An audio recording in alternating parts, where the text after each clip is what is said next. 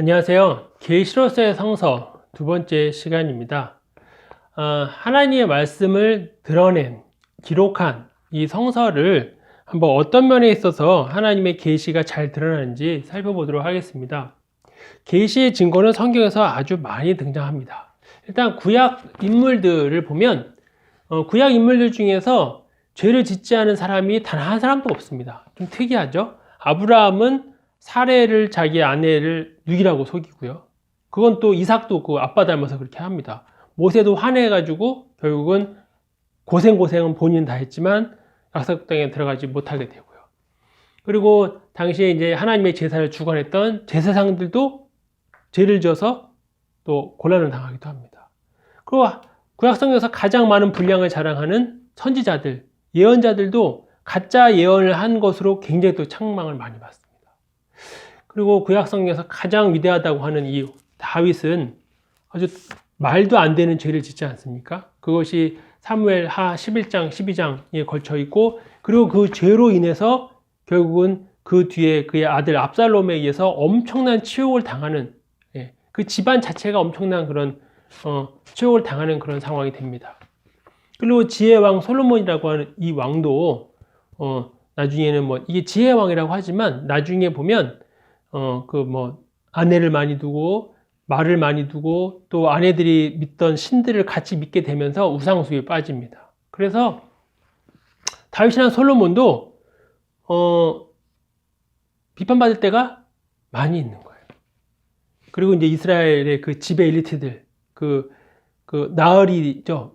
그 신하들도 미가서나 아가서를 보면 엄청나게 많이 비판을 받습니다. 그래서 미가서에 보면 그러잖아요. 너희가 냄비야에 고기를 다지듯이 이 백성들을 다지고 있다. 내가 니들을 쓸어버리겠다. 그런 얘기도 하고요. 또 이사야에서 보면 이 제사장에 대해서는 어떻게 합니까? 니들 내 성전 앞마당 밟지 마라. 니들이 또 그 풍악소리 다 귀찮다. 때려쳐라. 막 얘기를 하거든요. 그러니까 뭐 오늘날 치면 뭐 목회자나 이런 사람들, 목사들 오지 마, 예배도 하지 말아라. 교회에 오지 말아라. 뭐 성가대들 다 때려쳐라. 뭐 이런 얘기인데 아주 원색적으로 그 비판을 많이 합니다.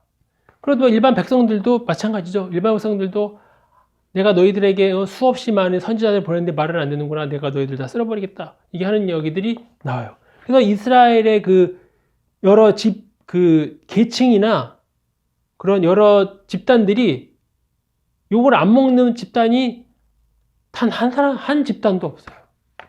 다 비판을 받습니다. 그것은 뭐냐면 구약의 기록이 어떤 특정 집단의 이익 집단에 의해서 기록된 것이 아니라는 것을 보여줍니다. 또 설사 이스라엘 집단의 어떤 특정 집단의 입김이 들어갔다 해도 가장 중요한 것은 신의 뜻을 그대로 드러냈다는 거예요. 그 열왕기 상하와 역대기 상하는 같은 내용을 다루죠. 근데 역대기 상하는 포로기 이후에 되돌아와서 기록한 겁니다. 그래서 이제 포로기로 돌아온 거이기 때문에 이 이스라엘 왕국을 다시 재건하기 위한 어떻게 보면 하나의 밑바탕으로 밑작업으로 기록한 거예요. 그래서 포로로 잡혀온 사람들이 다시 자부심도 갖고 다시 힘을 내서 나라를 일으키려면 이제 그들이 가장 위대하게 생각했던 다윗이나 솔로몬을 위대하게 그려야 되잖아요. 그래서 열왕기서에 있는 다윗의 죄를 역대기 상하에서는 삭제시켜 버립니다. 그러니까 다윗의 밧사바 사건이 역대기사에서는 없어요. 쏙 빼버립니다. 그리고 그 인구계수하는 것도 있잖아요. 인구계수했다가 하나님한테 혼나는 그런 장면이 열왕기 상하에 있는데 역대기에서는 그것이 사탄의 꼬임에 넘어갔다고 하면서 그것을 사탄의 탓으로 돌리기도 하고 그렇게 해요. 근데 그럼에도 불구하고 역대기서와 열왕기서가 다 성경에 다 들어간 거죠.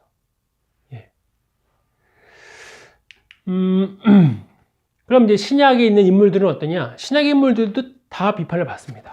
사두개인, 바리새인, 제사장, 서기관, 율법자, 예수님한테 싸그리 다 원하잖아요. 바리새인들은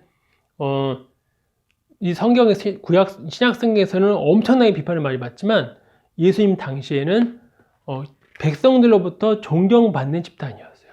그리고 사두개인도 물론 뭐 기득권, 그러니까 백성들보다는 좀 친로마적인 쪽에 있으면서 비판을 많이 받는 사람들이었지만, 또 사두개인들 역사를 보면 사두개인도 나름 한가닥 했던 사람들이에요.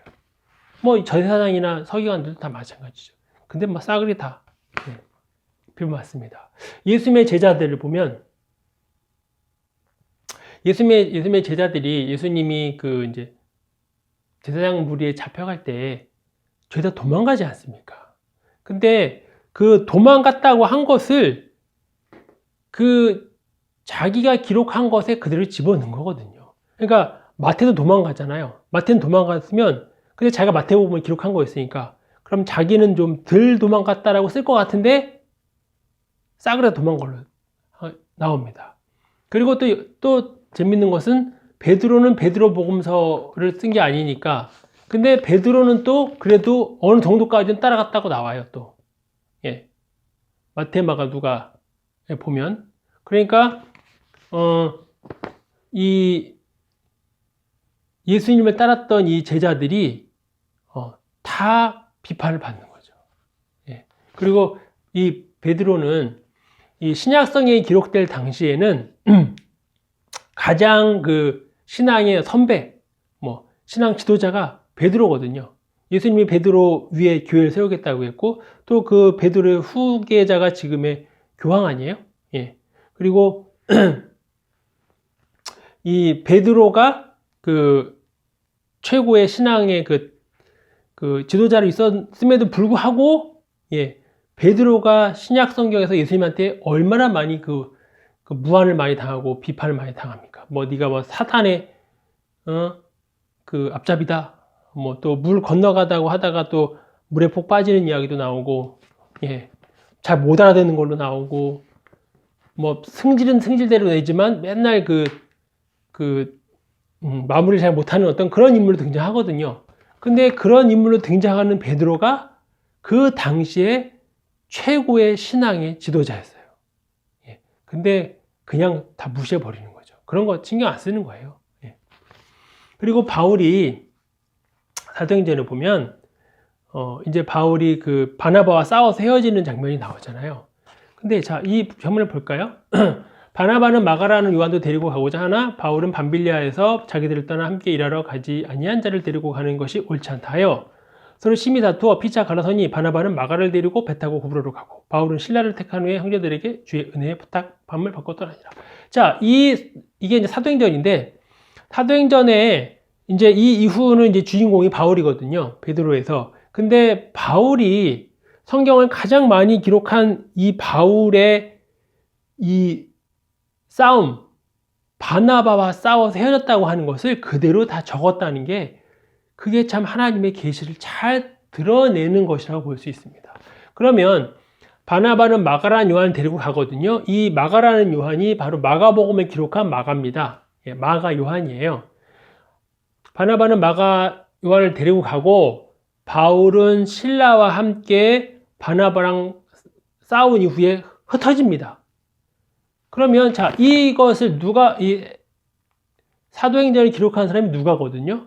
그러니까 누가는 바울을 따라간 거죠. 그러니까 이후에 그 바울 행적을 누가가 계속 기록한 거였으니까, 기록할 수 있었으니까요. 그러면 누가는 바울과 함께 간 친바울 인물이 되겠죠. 바울과 친한 인물임에도 불구하고 이러한 것을 이렇게 원색적으로 그대로 다 기록하는 거죠. 제가 누가라고 하면 이렇게 썼을 것 같아요. 성령께서 바울과 바나바가 함께함을 용납지 아니하시고 바울은 이쪽으로 가게 하셨다. 뭐 이렇게 멋있게 할 수 있지 않습니까? 근데 누가는 그게 아니고 둘이 뒤집게 싸우다가 결국 헤어졌어요. 이렇게 아주 정확히 보여줍니다. 바울이 신약성경에서 가장 많은 부분을 기록했음에도 불구하고, 뭐 바울을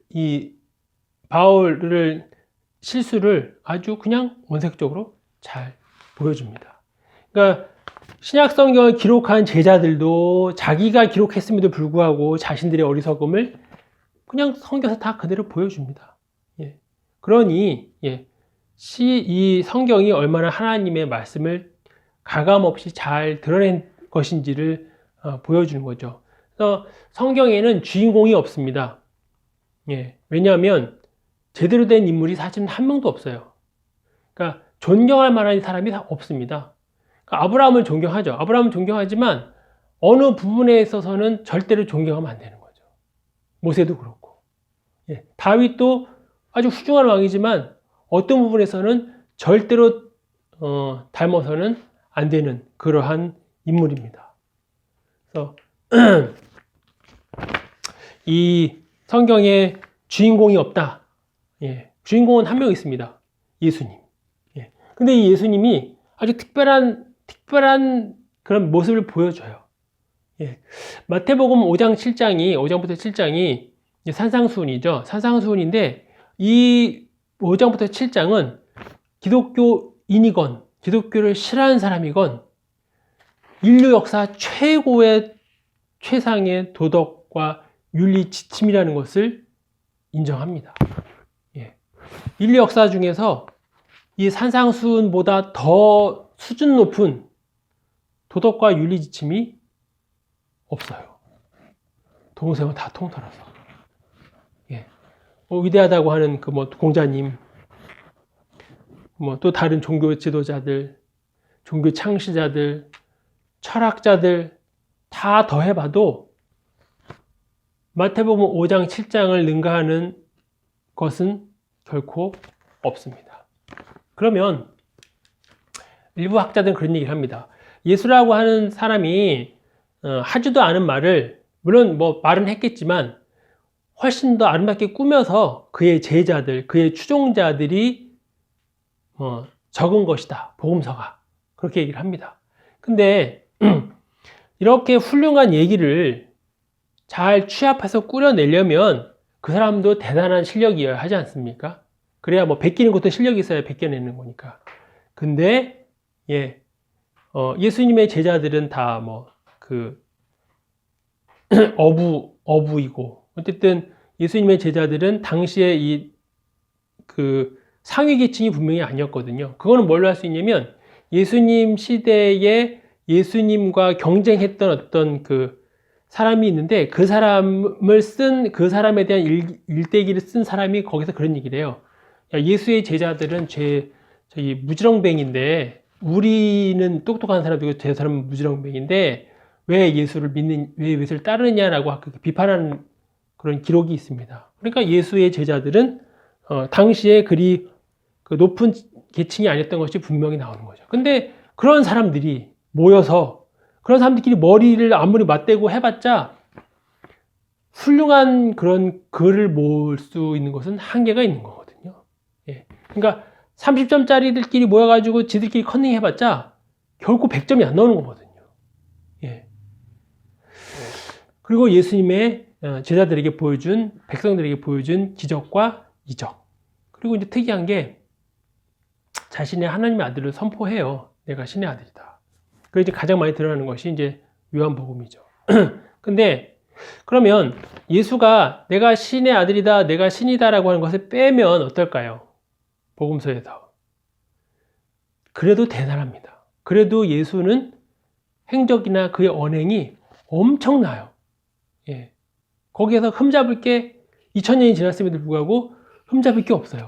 그 종교의 위대한 지도자들이나 철학자들도요, 그들이 남긴 글이나 그를 묘사한 어떤 글들을 보면 흠잡을 때가 다 있습니다. 근데 희한하게 여기는 없어요. 흠잡으라는 게 한 개 있습니다. 뭐냐면 자꾸 자기를 신의 아들이라고 얘기합니다. 그리고 이제 빌라도를 만났을 때 그런 박설도 있어요. 예수가 정상이었다가 좀 정신이 오락가락 할 때가 있었다. 그러니까 정상일 때는 훌륭한 도덕이나 윤리를 선포할 때, 그리고 이제 힘든 사람들을 고쳐주거나 병을 낫게 해줄 때, 그때는 정상이에요. 근데 좀 환상도 자꾸 보기 때문에 내가 신의 아들이다. 근데 그게 헛소리 할 때가 있다는 겁니다. 근데 사람이요, 정신이 왔다 갔다 이렇게 올라가락 해도 자기의 목숨이 위태할 때는 제정신으로 돌아옵니다. 예. 그러면 이제 예수님이, 나사렛 예수가 빌라도를 만났는데 빌라도의 명령에서 죽을 수도 있는 건데요. 그럼 그때는 정신이 바짝 들겠죠. 예. 내가 정신 들락날락 해도 이때만큼은 정신을 차려야지. 그래야만 안 죽을 거 아니에요? 내가 사람이 아들이고 내가 좋은 일 한 거지 뭐 신이랑 나랑 관계없어 이렇게 할 것 같은데 예수님은 빌라도를 만나서도 계속 밀고 나가요. 예. 그리고 그 십자가에 달려서도 마지막에 얘기를 하잖아요. 다 이루었다. 이게 사실 어떻게 보면 완전 제정신이 아닌 거죠. 완전 넋이 나간 겁니다. 근데 완전히 넋이 나간 이 예수의 이 말을 예수가 기록한 것도 아니고 예수의 죽음 이후에 30년, 40년 이후에 그의 제자들이 기록한 거거든요. 예. 그들은 그것을 삭제하지 않았어요. 엄밀히 말하면 사실은 예수가 내가 신이다 한 얘기를 빼버리는 게 더 멋있을 수도 있습니다. 뭐 소크라테스나 아리스토텔레스가 내가 신이다라고 말을 안 했다고 해서 문제가 되겠습니까? 오히려 그 말하면 더 이상한 거죠. 예. 난 부활할 것이다. 나 3일 만에 부활했다. 플라톤이 나 3일 만에 부활했다. 그 말을 그 제자들이 안 쓰잖아요. 그 말을 쓰는 게 더 웃기거든요, 사실은. 예. 아리스토텔레스가 나 3일 만에 부활할 것이다. 이렇게 말하는 게 더 웃긴 거거든요. 그게 그의 스승을 더 희한하게 욕되게 하는 거잖아요. 예. 근데 예수의 제자들은 그걸 집어넣거든요, 거기다가. 그게 오히려 예수를 더 욕되게 하는 걸 수도 있어요. 예수가 부활 안 한다고 문제가 있는 건 아니잖아요. 예. 뭐 예수가 부활 안 하면 어떻습니까? 제자들 입장에서는. 그냥 윤리와 도덕만 훌륭히 알려준 선생으로 얼마든지 추앙할 수 있는데, 그죠? 당시에 위대한 여러 선지자들처럼, 선생님들처럼. 근데 부활하지 않았으면 정말 말도 안 되는 그러한 예수의 언행을 다 집어넣습니다. 왜 집어넣느냐? 그것을 빼고서는 예수를 제대로 설명했다라고 말할 수 없기 때문이에요. 그러니까 최상의 도덕과 윤리나 또는 병을 고치는 이정의 기록만으로서는 예수를 다 설명할 수 없기 때문에 일반 사람이라고 하면 말도 안 되는 3일 만에 부활한다. 또 죽음을 앞두고서 다 이루었다. 라고 하는 황당한 말을 꼭 써야만 했다는 거죠. 예. 그것이 곧 신약 성경이 신의 계시를 보여준다. 그렇게도 볼 수 있겠습니다. 종교는 문화와 이데올로기가 아니겠느냐? 맞는 얘기입니다. 모든 종교는 문화와 또 이데올로기의 집합체이기도 해요. 그러니까 그 지배 엘리트들, 정치가들이 자신들의 그런 권력을 정당화시키기 위해서, 그러니까 옛날에는 어떻게 해요? 내가 왕인 것은 신으로부터 내가 왕으로 태어났기 때문에 왕이에요. 그러니까 내가 왕으로 태어났으니까 내 아들도 계속 왕으로 되는 거 아니에요? 그렇게. 예. 그리고 그 사회 체계의 문화의 소중한 것들을 야 이것이 소중하다라고 얘기하면 사람들이 뭐야 난 안 소중해 이렇게 얘기할 수 있는데 이거 신이 만든 것이다 라고 하면 거기에 복종해야 되니까 그렇게 만든 것이다. 그것이 하나의 이데올로기다. 그런 면이 분명히 있습니다. 예. 어느 종교에나 다 그런 것이 있고요. 이제 그 중세에 기독교 국가들, 그러니까 카톨릭이건 이 개신교건 국가들이 다른 나라를 침략해서 한 손에는 성경, 한 손에는 칼을 들고 침략을 했죠. 강제 개종시키고 수많은 사람들 노예로 팔아먹기도 하고 살육도 많이 했습니다. 그래서 이제 그 시간이 많이 흐르면서 이제는 그 식민지였던 나라들이 이제 하나씩 이제 거기에서 벗어나게 되고 독립하게 되는 거죠. 그때에 많은 사람들이 어떻게 예상하고 예언했냐면 이제 기독교는 그 땅에서 사라질 것이다. 왜? 그들이 강압적으로 사람들을 침략하고 강제로 개종시킨 거잖아요. 그리고 성경 자체가 지식과 과학과 의학의 발달로 여러 말도 안 오늘날의 지식으로 봤을 때 말도 안 되는 이야기들을 많이 기록하고 있으니까 이제는 그것이 사람들이 깨어남으로써 성경 모순이 이렇게 모순이 많다는 것을 알게 되는 거죠. 예. 그리고 또 여러 학문들이 성경을 대신할 수 있는 학문들이 많이 생기는 거고요. 또 타 종교들, 기독교가 아닌 여러 종교들이 정말 훌륭한 면이 많이 있는 겁니다. 예. 뭐 다른 종교는 다 쓰레기고 그게 아니잖아요. 다른 종교도 얼마든지 훌륭한 그런 인물들을 많이 배출했고 얼마든지 그 아름답고 교훈이 될 만한 아주 도덕적으로 훌륭한 그런 문서들이 많잖아요. 그러니까 그런 거와 비교해 봤을 때 기독교만이라고 뭐 특별히 더 대단한 건 없어. 더군다나 기독교는 그동안 전쟁도 많이 일으켰고, 예, 그랬으니 이제는 사라질 것이다 라고 예상을 했습니다. 근데 오늘날 중국의 그리스도인들은 1억 명에 가깝습니다. 중국 공산당보다도 많아요. 중국은 그 공산주의 국가임에도 불구하고 20세기 초에 아프리카의 그리스도인들이 한 9%였는데요. 지금은 40%가 넘습니다. 아프리카가 서구 제국주의에 의해서 식민지가 된 아주 비참하고 불행한 그런 역사를 가지고 있잖아요. 기독교 국가가 정말 반성하고 회개해야 되는 정말 너무 죄송한, 미안한 그러한 부끄러움의 역사를 갖고 있는데 그렇게 강제로 개종됐던 아프리카 사람들이 서구 열강에 물러갔어도 그들의 원래 신앙으로 되돌아오지는 않는 거예요. 그냥 기독교를 계속 믿습니다. 예. 왜? 기독교에 힘이 있으니까요. 거기에 진리가 있으니까. 예. 그리고 이제 기독교는 2000개가 넘는 다양한 집단에서 받아들여집니다. 그러니까 기독교가 아닌 그 다른 종교, 그러니까 이슬람이나 불교나 힌두교는 문화권이 있어요. 불교 문화권, 이슬람 문화권, 힌두교 문화권이 있어요. 언어나 인종이 상당히 제한적입니다. 근데 기독교는 울타리가 없습니다. 그냥 막 다 넘나들어요. 예. 그리고 이제 이 기독교의 하나님의 계시라고 하는 성경은 전 세계에서 가장 많은 언어로 가장 번역됐고 가장 많이 팔리고 가장 많이 읽히는 문서거든요. 근데 이제 기독교가 성경을 번역하고 출판할 때는 그거를 잘 읽고 사람들을 하여금 예수님을 믿게 하려고 출판한 거지만 역설적으로 글을 읽을 수 있는 사람이라면 성경을 읽고 여기에서 이게 잘못됐다, 이거 뻥이다 라고 공격할 수 있는 계기가 되는 거거든요. 예. 그러니까 내가 빨리 가기 위해서 저 지역으로 빨리 가기 위해서 길을 많이 넓게 뚫어놨는데 역설적으로 상대가 이쪽으로 침략해 올 수 있는 그런 길이 되는 거랑 똑같은 거죠.